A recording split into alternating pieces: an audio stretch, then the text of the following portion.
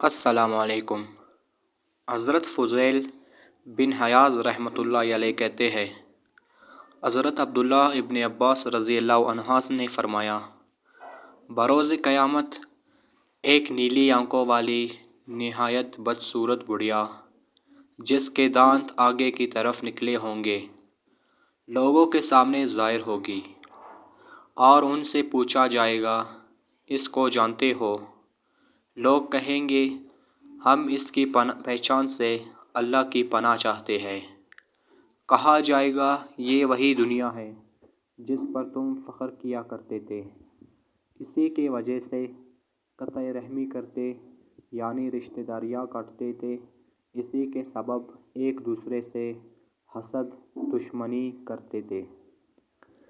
پھر اس بڑھیا نما دنیا کو جہنم میں ڈالا جائے گا تو پکارے گی، اے میرے پروردگار، میرے پیروی کرنے والے اور میری جماعت کہاں ہے؟